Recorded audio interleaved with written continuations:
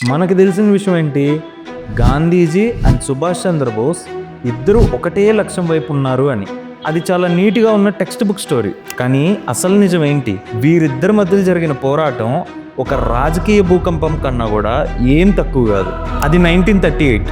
సుభాష్ చంద్రబోస్ కాంగ్రెస్ పార్టీకి అధ్యక్షుడు అవుతారు. అది గాంధీజీకి ఏమాత్రం నచ్చలేదు. ఎందుకంటే Subhash Chandrabose aggressive and militant పద్ధతిని ఫాలో అయ్యేవారు. గాంధీజీ మాత్రం నెమ్మదిగా నైతిక ఒత్తిడితో పోరాడాలని నమ్మేవారు. ఇదే వాళ్ళిద్దరి మధ్యలో వచ్చిన ఫస్ట్ డిఫరెన్స్. కానీ అసలు బాంబు పేలింది ఎప్పుడు? 1939లో. సుభాష్ చంద్రబోస్ మళ్ళీ అధ్యక్ష పదవికి పోటీ చేస్తానని ప్రకటించారు. అప్పుడు గాంధీజీ బహిరంగంగా పట్టాభి నా అభ్యర్థి అని ప్రకటించారు.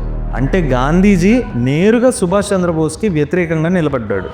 ఇందులో షాక్ అవ్వాల్సిన విషయం ఏంటంటే సుభాష్ చంద్రబోస్ గాంధీజీ నిలబెట్టిన అభ్యర్థిని క్లీన్ మెజారిటీతో ఓడించారు. ప్రజలు కూడా బోస్నే ఎంచుకున్నారు.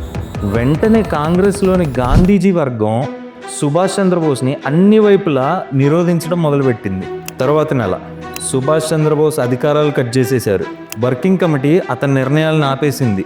ఇక్కడ సుభాష్ చంద్రబోస్కి ఎటువంటి మద్దతు లేదు. అధ్యక్షుడైన వ్యక్తిని పూర్తిగా ఒంటరిని చేశారు. చివరికి సుభాష్ చంద్రబోస్ రాజీనామా చేయాల్సి వచ్చింది. ప్రజలకు ఏం కారణం చెప్పారనుకుంటున్నారు? ఆరోగ్యం సరిగ్గా లేదని చెప్పారు. కానీ అసలైన నిజం ఏంటో తెలుసా?